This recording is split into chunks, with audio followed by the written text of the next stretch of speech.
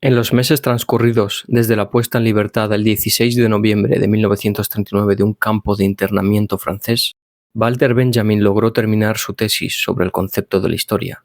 Se trataba de un texto que venía trabajando desde principios del año 40 y que tuvo su origen en una serie de discusiones con Arendt y Blücher acerca de la obra de Scholem, Las grandes tendencias en la mística judía. La combinación de una tradición mesiánica mística con una agenda política activa indudablemente provocó ciertas formulaciones de Benjamin en su obra, aunque, según arguyó el mismo Benjamin, la experiencia de su generación anterior al Segundo Conflicto Mundial tuvo mucho que ver. La tesis comienza con el famoso autómata ajedrecista, un muñeco que está sentado, lleva vestimentas turcas y es capaz de vencer a cualquier oponente gracias a la ayuda de un enano jorobado, experto en el juego, que se encuentra escondido debajo de la mesa. Llevándolo al terreno filosófico, la figura del autómata supondría la del materialismo histórico, que con la ayuda de la teología, el enano jorobado sería capaz de derrotar a cualquier adversario. Pero más allá de esta u otras tesis, se encuentra la tesis novena, la tesis conocida como la del ángel de la historia, inspirada en el cuadro de Paul Klee, Angelus Novus, que supone el centro de todas ellas. En primer lugar, destaca por su belleza y en segundo, por la crítica dirigida contra los entusiastas y optimistas defensores del progreso, que con sus filosofías y cosmovisiones de la historia nos iban a llevar al fin de la misma, dejando de lado y sin darle importancia al sufrimiento humano que desencadenase. La tesis dice así: hay un cuadro de Klee que se llama Angelus Novus. Representa un ángel que parece a punto de alejarse de algo en lo que ha clavado su mirada. Sus ojos están desencajados, su boca abierta, las alas desplegadas. El ángel de la historia ha de tener este aspecto. Vuelve su rostro hacia el pasado. Lo que a nosotros se nos presenta como una cadena de acontecimientos, él lo ve como una única catástrofe que amontona sin cesar ruina sobre ruina, arrojándolas a sus pies.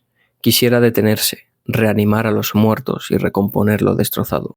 Pero desde el paraíso sopla una tempestad que se ha enredado en sus alas, y es tan fuerte que el ángel ya no puede cerrarlas. Esa tempestad le empuja irresistiblemente hacia el futuro, al que vuelve la espalda, mientras el montón de ruinas ante él va creciendo hacia el cielo. Esa tempestad es lo que nosotros llamamos progreso. La mirada del ángel se compara con la nuestra. El ángel está en pleno vuelo, mira hacia atrás y aparece con la cara desencajada porque está horrorizado debido a los destrozos que produce su marcha imparable. Camina sobre cadáveres y escombros.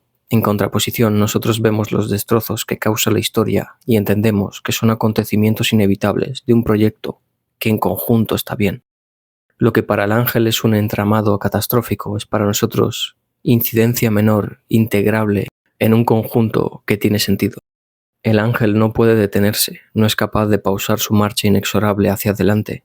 Esta misma deja un enorme rastro de ruinas y cadáveres que conlleva una catástrofe única, lo que quiere decir que los escombros que se amontonan a su paso no son desperfectos o daños colaterales, sino productos necesarios, derivados de la lógica propia del avance histórico.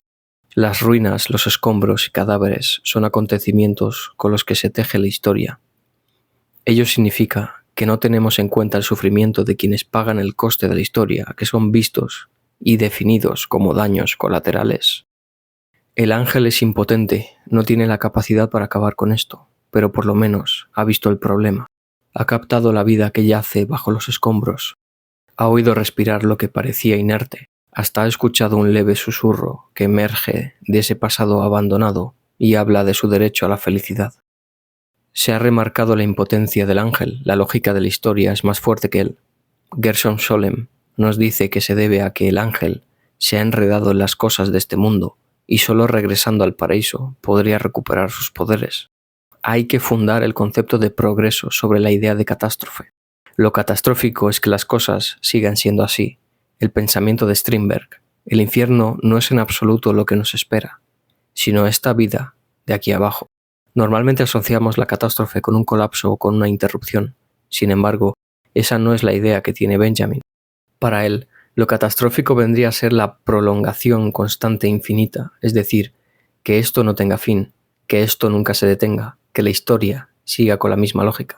Lo angustioso no es que la historia tenga un fin, sino que no lo tenga.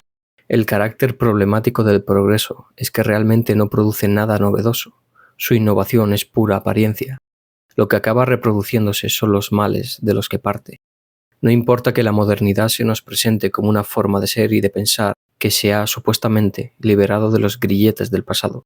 La triste realidad es que toda su novedad, toda su capacidad de innovación, es incapaz a la hora de transformar, redimir, reparar o salvar uno de los fracasos que jalonan la historia.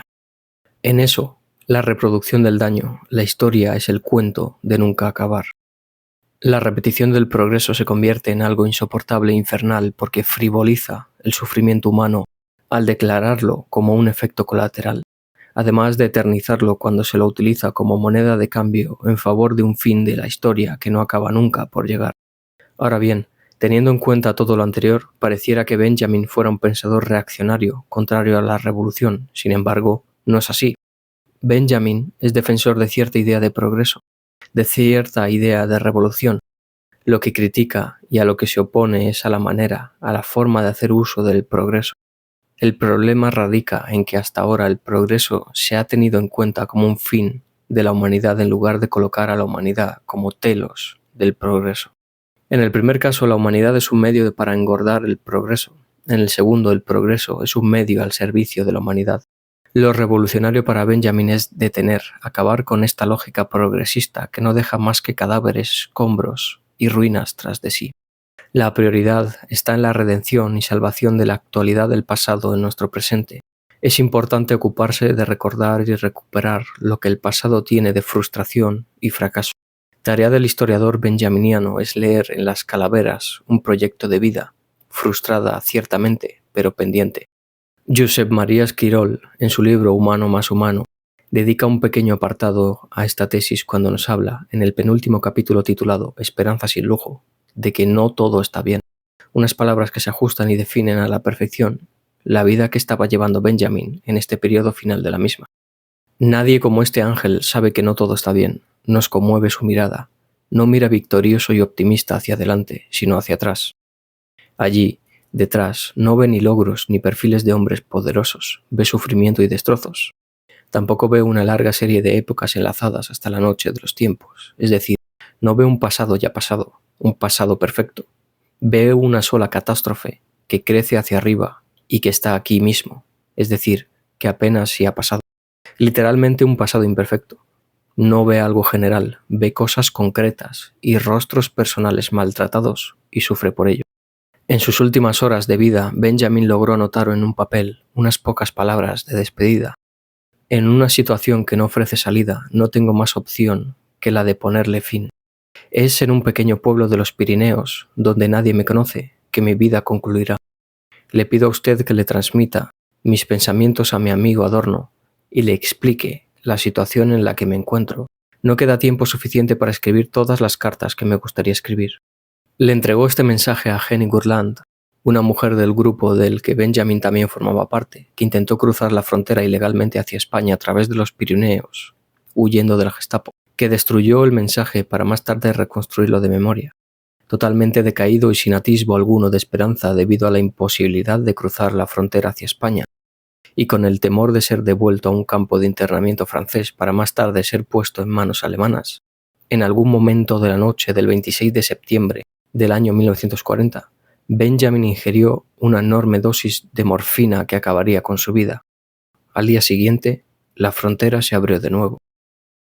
Seguramente el ángel de Clé lo estaría observando en aquel hotel del pequeño pueblo de Portbou y en aquel momento en que nada estaba bien.